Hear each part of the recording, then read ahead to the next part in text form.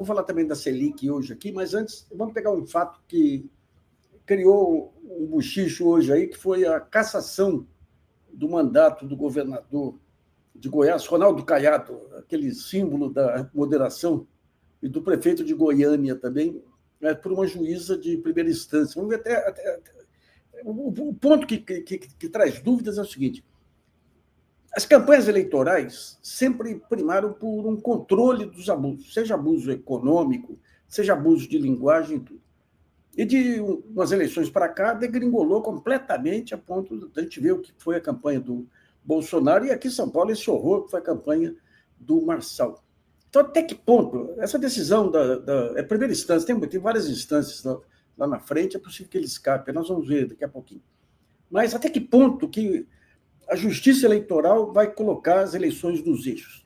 O nosso entrevistado é um dos advogados eleitorais aí mais conhecidos aqui do nosso público, é o Alberto Rolo. Rolo, muito obrigado por ter aceitado o nosso convite. E primeiro eu queria saber como que você vê os desdobramentos aí desse julgamento.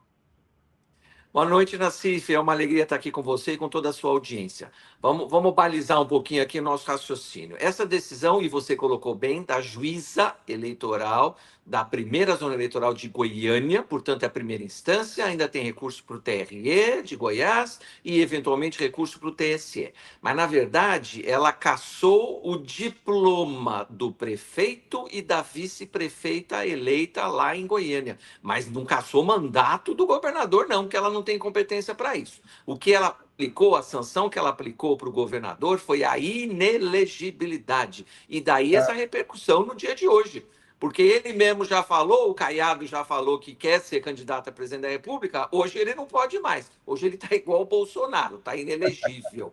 Então, por isso essa repercussão. Mas, na verdade, para o governador é apenas a sanção, ou apenas o modo de dizer, né? É a sanção de inelegibilidade, o que para ele já causou um rebuliço, um alvoroço tremendo na seara política. E como que você vê o desdobramento dessa primeira sentença aí? Porque vai ter apelação. Então, vamos lá, Nassif. A gente fala sempre aqui da lei eleitoral, toda vez que você me convida. E a lei eleitoral, a lei da ficha limpa, que foi o fundamento da juíza, fala em gravidade da conduta. Então, a juíza entendeu, e eu li a sentença, os fatos são... depois do primeiro turno, se eu não me engano, dia 7, dia 9 de outubro, né? Logo depois do primeiro turno, mas bem antes do segundo turno, o governador fez lá dois jantares, né? 2 noites e 2 jantares, que disse o governador, deu entrevista hoje, que foi para comemorar, os jantares foram para comemorar a vitória no primeiro turno, ou o desempenho no primeiro turno. Então fez 2 jantares, 2 eventos dentro do Palácio do Governo, Palácio das Esmeraldas, né?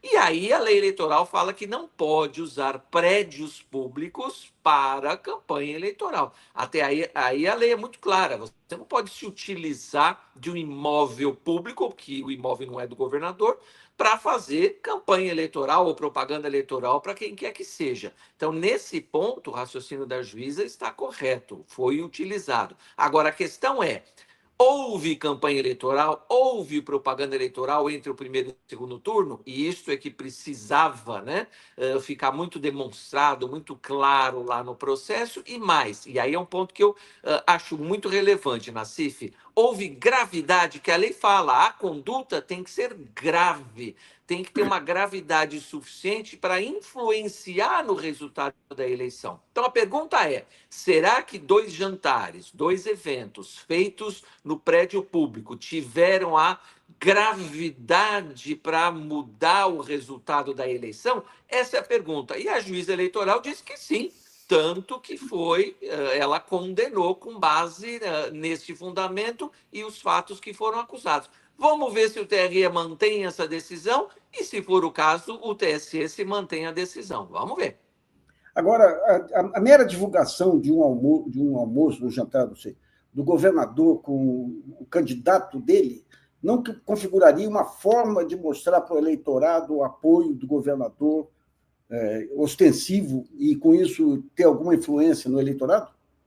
Esse é o raciocínio da acusação, Nassif. Agora, vamos lá. Eu ouvi, aliás, eu não vi a entrevista, mas ouvi as notícias que o governador pontuou a defesa dele em alguns precedentes. Por exemplo, do próprio presidente Lula, em algum momento, né, já está no terceiro mandato, mas em algum momento fez eventos ou recebeu políticos em fase de campanha eleitoral no Palácio da Alvorada, não no Palácio do Planalto, que é o local de trabalho. E o ex-presidente Bolsonaro também fez eventos lá no Palácio da Alvorada. Então, o governador Caiado diz o seguinte: olha, se o Lula fez lá no Alvorada, se o Bolsonaro fez no Alvorada, por que, que eu não posso fazer no Palácio das Esmeraldas? É o raciocínio de defesa, me parece um raciocínio correto, viu, Nassif? Eu acho, e a lei eleitoral permite isso, que você tem gradação das penas, das sanções. Você não precisa aplicar logo as piores, e a juíza aplicou as piores. Quais são as piores sanções nesta conduta aí?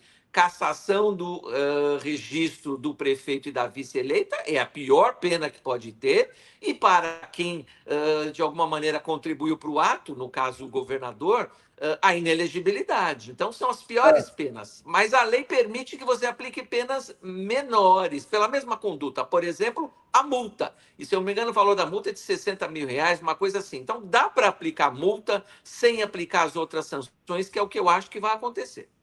Tá. Aqui o Metrópole mostra aqui que um vídeo obtido pela coluna Grande Angular mostra um dos eventos nos quais o governador de Goiás pediu votos para prefeito eleito de Goiânia, Sandro Mabel. É aquele famoso Sandro Mabel? Nossa Senhora, esse pessoal parece os vampiros, sempre Roda. voltam da tumba aí, né? Aqui fala que ele pediu voto, inclusive. Mas agora, Rolo, em relação, digamos, a essa falta de parâmetros nas eleições, por exemplo, o caso Marçal ficou muito ostensivo aí, a falta de regras, não só das emissoras que promoveram o debate, mas da Justiça Eleitoral. Ele fez e desfez do jeito que quis, na hora que quis. Não está na hora de... A Justiça Eleitoral não está pensando em formas de civilizar o debate e as campanhas eleitorais? É uma excelente pergunta, Nassif. Eu acho até que o exemplo do Marçal, esse paradigma do Marçal é muito pior, muito mais sério, porque abuso do poder político, como é o caso do governador Caiado e do prefeito eleito, a gente até mais ou menos está acostumado a ver. Mas esse negócio de dar a volta na justiça eleitoral, como o Marçal fez, eu nunca tinha visto. Agora, vamos lá, vamos colocar aí né, o trem no trilho. Quem tem que formular política diferente ou legislação diferente é o Congresso Nacional. A Justiça Eleitoral só age de acordo com a lei. Então, quem tem que mudar a lei é o Congresso Nacional. Então, o Congresso, vendo aquilo que aconteceu com o Marçal, tem que aprender, teve que aprender e aproveitar esse momento até 2026 para fazer todas as alterações necessárias. Alguma coisa que foi cobrado muito da Justiça Eleitoral, na CIF lá, durante a campanha, por causa do Marçal, por que a Justiça Eleitoral não dá uma liminar e não tira o Marçal da eleição? Não pode tirar antes, né? Porque imagina, se você tira um candidato que tem um potencial de ganhar, como se verificou que ele realmente tinha, depois você não pode fazer a eleição. Ah, não, não valeu essa eleição, a gente faz de novo. Não. Então, para tirar o candidato em determinadas circunstâncias, tem que ter previsão na lei. E a Justiça Eleitoral não pode fazer. Eu acho, e a gente vai voltar a falar nisso e você me cobra, que o Marçal vai ficar inelegível também, mas depois da eleição, por causa dos abusos que ele cometeu. E no caso do governador Caiado, eu acho que a situação não foi tão grave assim, embora você tenha falado dos vídeos, mas o raciocínio na minha casa, já pensou se na sua casa você não possa pedir voto? Naquele momento, a casa do governador é ali, é o Palácio das Esmeraldas, como o Palácio da Alvorada é a casa do presidente que está no momento, seja o Lula ou seja o Bolsonaro.